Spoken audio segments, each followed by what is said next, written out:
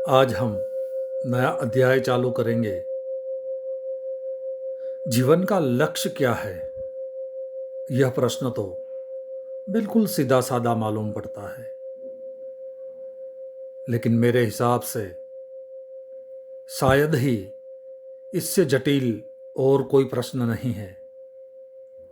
और इस प्रश्न की जटिलता यह है कि इसका जो भी उत्तर होगा वह 100% गलत होगा।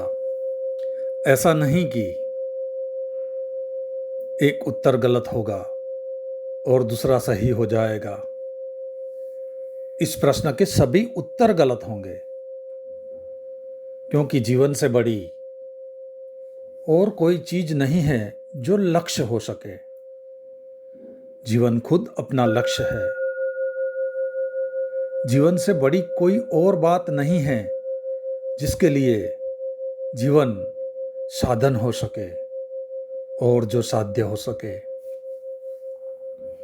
और सारी चीजों के साध्य और साधन में संबंध हो सकते हैं, जीवन का नहीं। जीवन से बड़ा और कुछ भी नहीं है।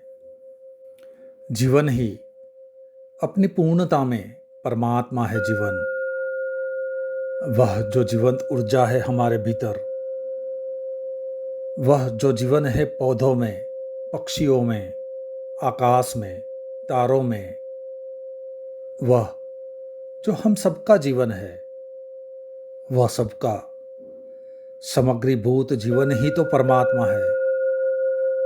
यह पूछना कि जीवन का क्या लक्ष्य है, यही पूछना है कि परमात्मा का क्या लक्ष्य है। यह बात वैसी ही है जैसे कोई पूछे प्रेम का लक्ष्य क्या है, जैसे कोई पूछे आनंद का लक्ष्य क्या है।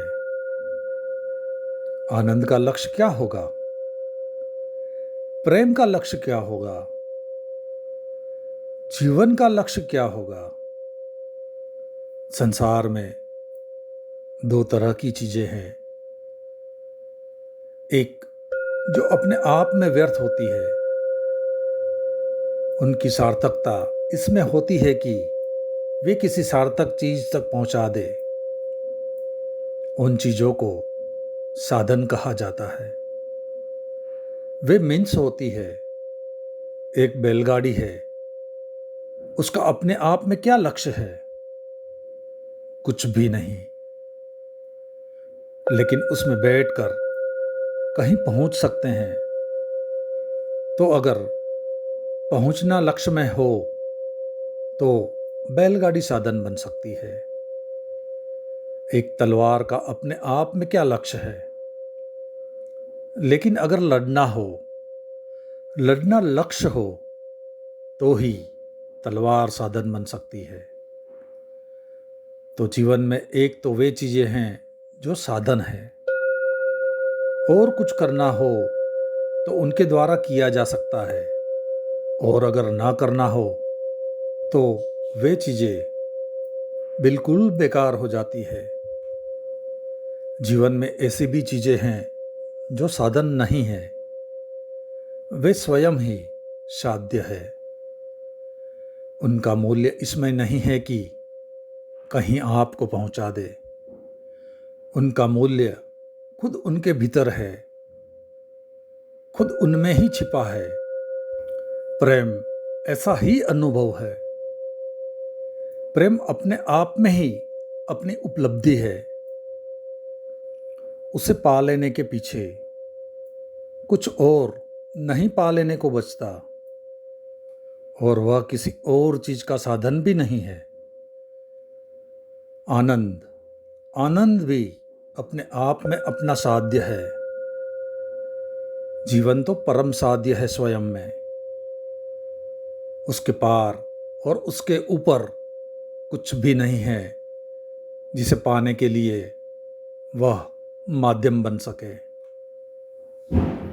इसीलिए यह पूछना कि जीवन का क्या लक्ष्य है, एकदम ही ऐसा प्रश्न पूछना है कि इससे जो भी उत्तर दिए जाएंगे वे सभी गलत होंगे। लेकिन हम पूछते हैं, और पूछना हमारा सप्रयोजन है, अर्थपूर्ण है। हम इसीलिए पूछते हैं क्योंकि हमें जीवन का पता ही नहीं कि वह क्या है।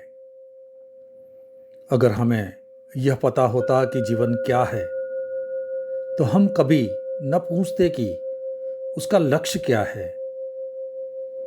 जिसने कभी प्रेम नहीं किया, वह पूछता है कि प्रेम का लक्ष्य क्या है।